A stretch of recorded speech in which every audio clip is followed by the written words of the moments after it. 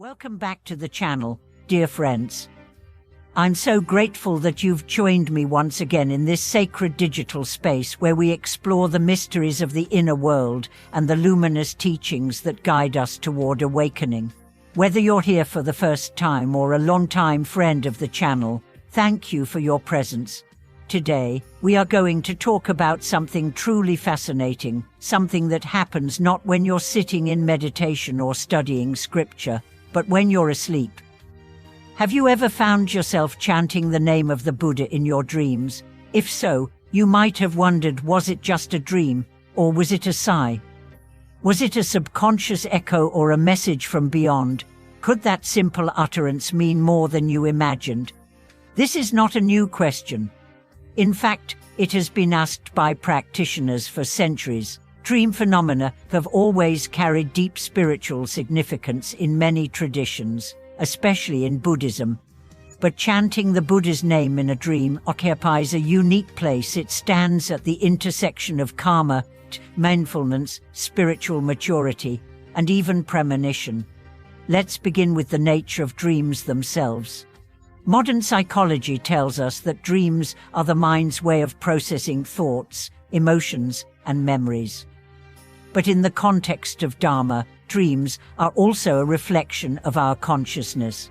When our daily habits, thoughts, and intentions are saturated with the Buddha's name, it is not surprising that it arises in dreams.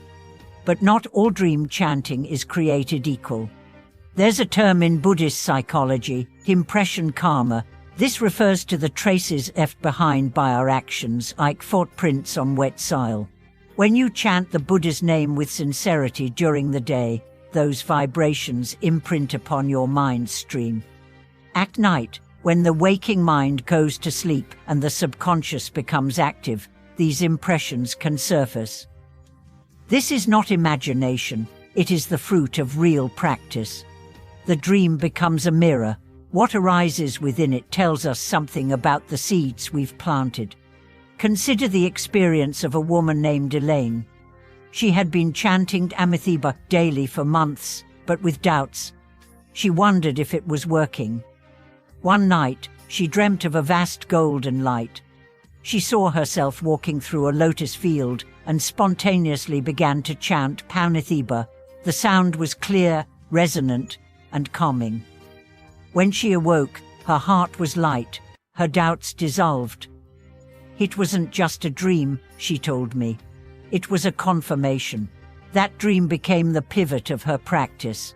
So what does it mean when you chant the Buddha's name in your dream? The answer lies in context. Was the dream peaceful or chaotic? Was the name chanted with clarity or confusion? Did it arise in fear or in joy? Each of these variations reveals something about your current spiritual condition. If the Buddha's name rises spontaneously during a fearful or dangerous dream, it is a very powerful sign. It means that even in the absence of conscious control, your mind reaches for refuge. This suggests that your practice has penetrated beyond the surface. It has entered your alaya vijnana, your storehouse consciousness. In other words, it's not just what you do when you're awake, it's who you are becoming.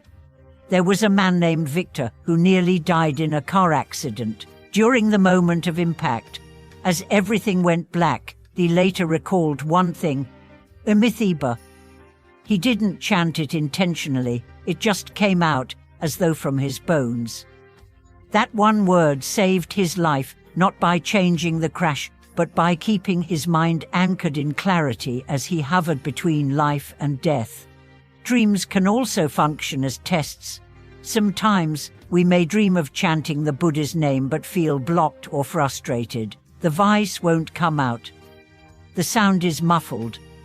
This could be the reflection of inner obstructions, resistance, doubt, pride, or unresolved karma.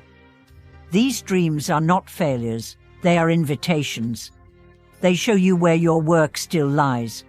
There's a remarkable story from a practitioner who dreamt she was drowning in a dark ocean.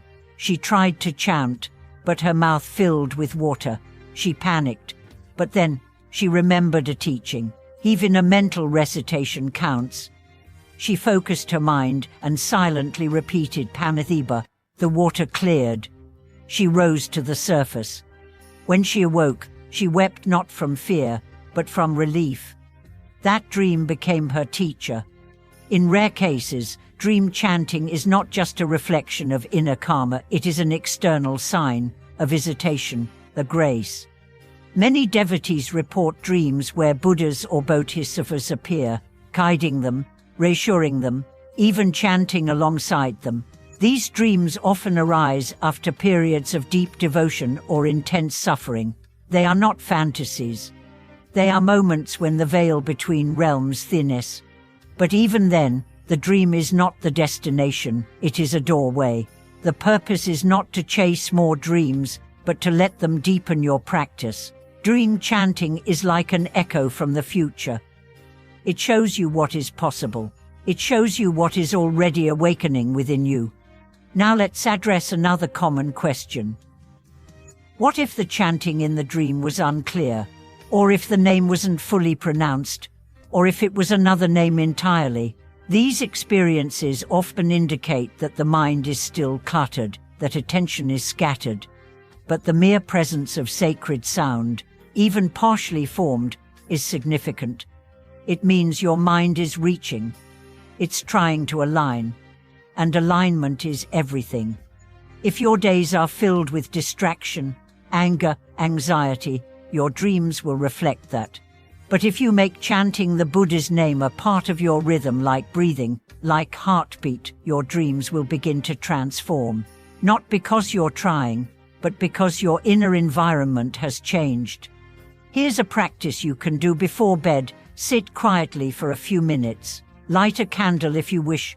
Chant slowly, mindfully. Let each syllable fill your body. Imagine the name wrapping around you like a protective cloak, then lie down.